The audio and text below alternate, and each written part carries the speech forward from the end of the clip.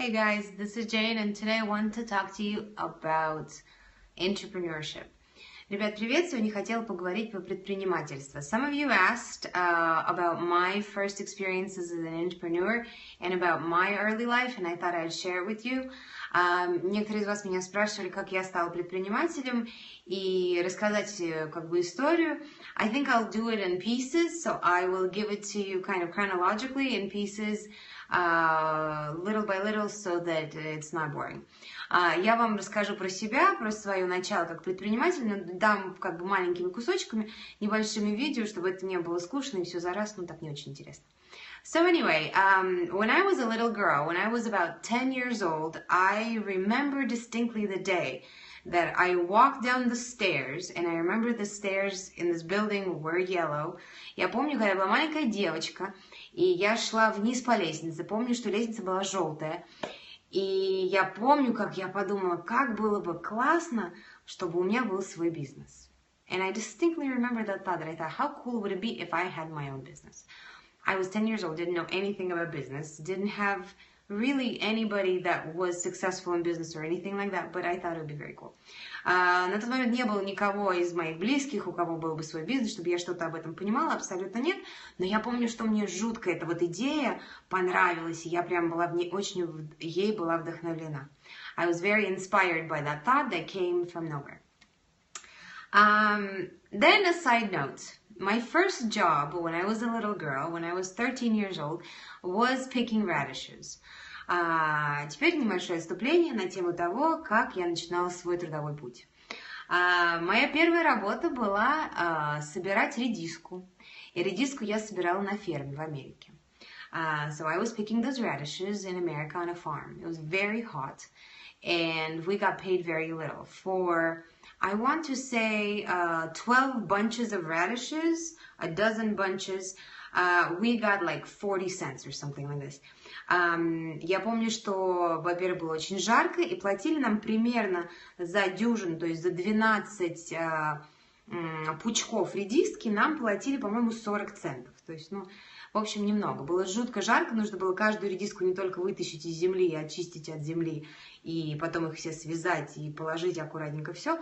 Но я помню, что потом что-то надо было как-то еще их обрабатывать, я уже сейчас не помню.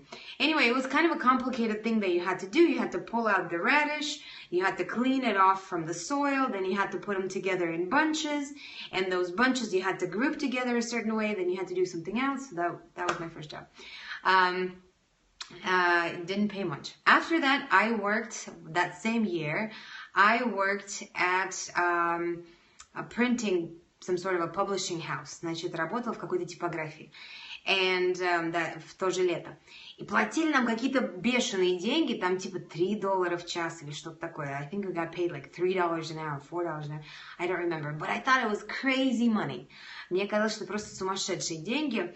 И мы ездили, у нас было много ребят, нас всех сажали в один грузовик, как в военные времена, и все в этом грузовике ехали туда на типографию, работали там, и нужно было вкладывать одну листовку в другую, как-то их заклеивать, что-то такое. There was a whole bunch of us kids, and they would load us all up in a truck, kind of like in the war movies, everybody's in a truck, and everybody would go to this publishing house or printing house, whatever it was, and you had to put together little brochures, you had to put stickers on them, somehow put them together, so that was that.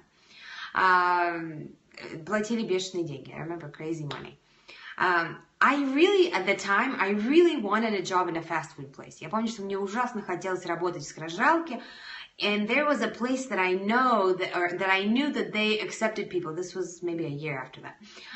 Значит, мне ужасно хотелось работать в скорожалке, потому что мне казалось, что это мега классно. Я уж не знаю почему. There was this place called Arctic Circle. Было такое заведение, называлось Арктический круг.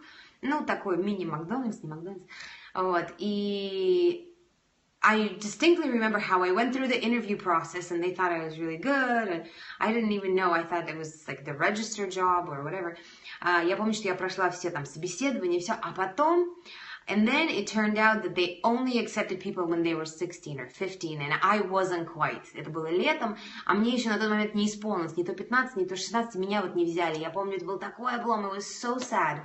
And that's basically how I knew that I had to continue in business, because when you continue working, it's really you're up to somebody's mercy for them to let you move forward or not to let you move forward.